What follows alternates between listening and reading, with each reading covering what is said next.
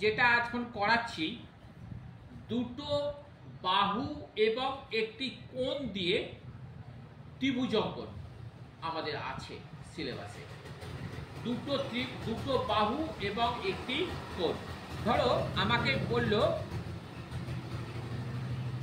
AB সমান 7 semi, AB সমান 7 semi আর BC সমান 7.5। এটাকে ধরো 5 করলাম, এটাকে 5 করি আর এটাকে 7.5 semi. R A B C একটা কোণ দিয়েছে আমাকে ধরো 70 ডিগ্রি। এই তিনটে জিনিস দিয়ে আমাকে কি করতে হবে, একটা ত্রিভুজ অঙ্কন করব। আমরা আগে এবি বাহুটা আগে টেনে নিই। 5 সেমি বাহুটা আমি টেনে নিচ্ছি। আপনারা দেখুন এটা 5 সেমি বাহুটা টেনে দিলাম। পরেরটা বলেছে কত, 7.5।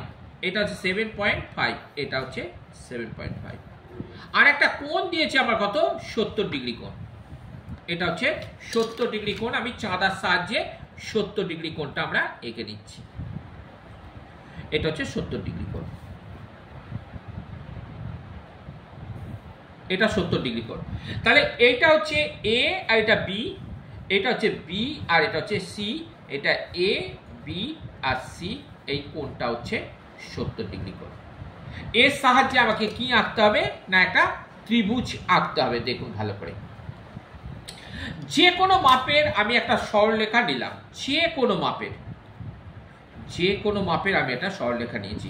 এইটার নাম দিলাম বি আর এটার নাম দিলাম বি, বি আর বি। এবারে এই যে 70 ডিগ্রি কোণ আছে, এই 70 ডিগ্রি কোণের সমান করে আমি কোণটা আঁকছি। 70 ডিগ্রি কোণের সমান করে আমি কোণটা আঁকলাম,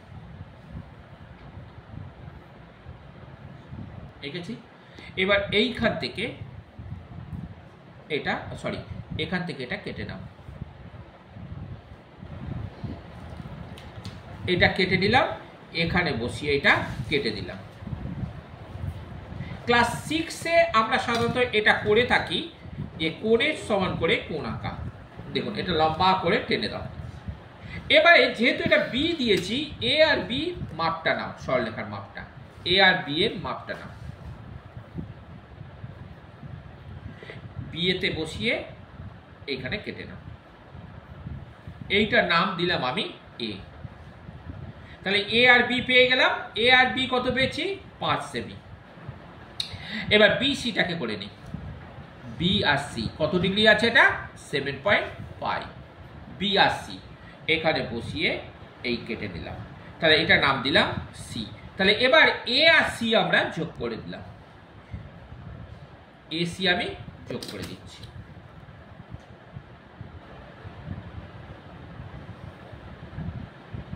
তাহলে আমার কি হয়ে গেল, এটা 70 ডিগ্রি, এটা হচ্ছে 7.5 সেমি। তাহলে এটা এ বি সি আমার কি হয়ে গেল, একটা ত্রিভুজ অঙ্কন। তাহলে আমি লিখতে হবে অতএব ত্রিভুজ এ বি সি অঙ্কন করিলাম, যার এই কথা লিখবেন এ বি সমান 5 সেমি, বিসি সমান 7.5 semi R A B C কোণ সমান 70 ডিগ্রি।